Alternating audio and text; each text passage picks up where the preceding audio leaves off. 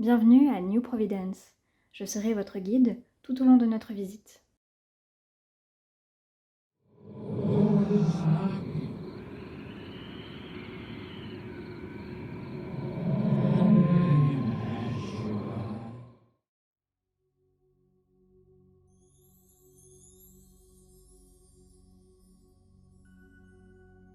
Ce n'est pas la première nouvelle de Lovecraft que j'ai lue, mais ce fut l'une de celles qui m'a le plus marquée. La couleur tombée du ciel. Je n'ai en réalité pas les mots pour décrire comment cette étrange couleur m'a traversée. Elle s'est immiscée en moi, tout comme elle s'est immiscée dans les entrailles de ce champ à l'ouest d'Arkham. Caché dans un puits sombre, où il est impossible pour le soleil ou la lune de pouvoir s'exprimer.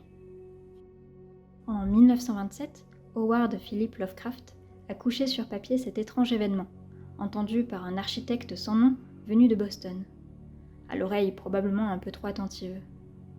Se rendant sur les terres de la lande foudroyée, quelques rumeurs l'atteignirent au sujet d'une tragique épreuve ayant touché la région en 1880. C'est un ancien habitant, Amy Pierce, qui lui relatera l'histoire fantasque de cette étrangeté descendue du ciel, chez son ancien ami, Nahum Gardner. Absurde, me direz-vous. Il est tout à fait impossible qu'un morceau de ciel ne se décroche du toit du monde pour venir s'effondrer sur Terre. Et pourtant, ce fut un écrit que j'ai trouvé brillant. Je pense qu'il est désormais de notoriété publique que Lovecraft avait des idéaux racistes. Et si j'ai trouvé l'écrit intelligent lors de ma dernière lecture, c'est parce que j'ai eu l'impression que c'était la parfaite catharsis des idéologies xénophobes et racistes de l'auteur de Providence. Cette nouvelle nous emmène dans un coin reculé de l'Amérique, loin des grandes idées de la ville, où la tradition a encore place forte. Et puis un jour, sans qu'on ne sache vraiment pourquoi ni comment, une météorite s'enchâsse profondément dans la Terre. Elle n'est pas d'ici, elle vient d'ailleurs. Les habitants, n'ayant jamais vu cela, s'en étonnent, ne comprennent pas, et ont parfois peur, voire y sont hostiles. Alors ils ont appelé la ville, l'université de Miskatonic, pour résoudre ce mystère. Les chercheurs, une fois sur place, ne comprennent pas beaucoup plus. Ils craignent un peu, mais sont surtout fascinés. Est-ce animal, végétal, minéral? Un peu de tout cela à la fois? Et sans savoir si retirer un morceau de cette chose venue d'ailleurs causera quelconque douleur, ils s'octroient le droit d'en prélever un morceau et de l'enfermer afin de l'étudier dans leur laboratoire. Je doute que cela soit la volonté première de Lovecraft, d'exprimer métaphoriquement le racisme systémique de l'époque et la fétichisation de l'autre, avec un grand A. Mais à notre époque, cela me semble être un niveau de lecture tout à fait acceptable, et même nécessaire. Cette nouvelle est un exemple. Après le passage des scientifiques, la vie semble reprendre son cours, ou presque.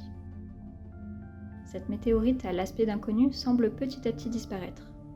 La vérité, c'est qu'elle est allée se cacher dans le puits du terrain et a infesté les environs de sa couleur bizarre. Les arbres ne sont plus les mêmes, les fruits, les légumes sont beaux, mais ont un goût atroce. Les animaux, eux, se comportent bizarrement. Tout a changé. Tout semble être corrompu aux yeux des hommes. Cette partie de la nouvelle semble exprimer la peur de perdre les traditions, la peur que les choses changent et finissent par pourrir. Le changement fait peur, il semble hostile. Très vite, c'est au tour des humains de subir quelques changements. L'esprit semble se perdre dans les tréfonds de l'univers, ainsi que le corps, qui se déforme peu à peu, sans qu'on ne puisse vraiment y faire quoi que ce soit. Le corps devient, peu à peu, la couleur elle-même. Je ne suis pas quelqu'un de très délicat en ce qui concerne l'horreur. Je pense que mes yeux se sont habitués trop tôt à l'horreur pour être choqués. Et pourtant, les descriptions de la nouvelle m'ont particulièrement dérangée, sans vraiment savoir comment décrire l'émotion qui tenait mes entrailles. Mais je crois que j'en voulais un peu à cette couleur inconnue.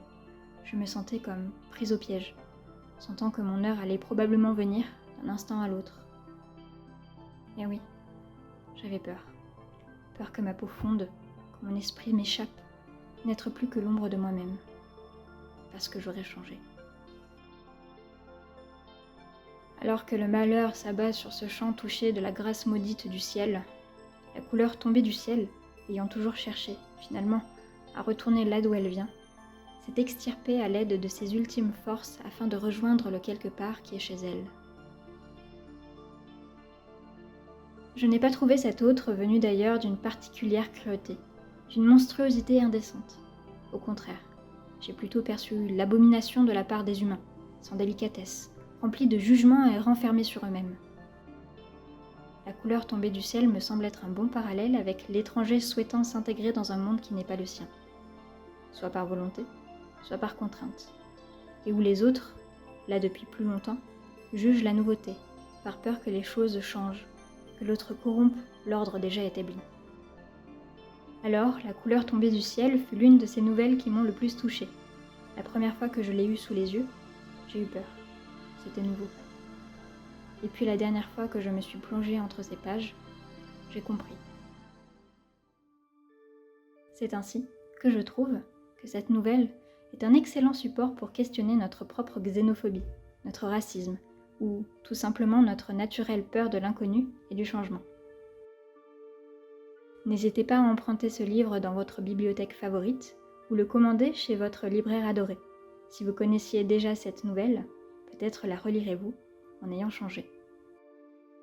Et on se dit à très bientôt.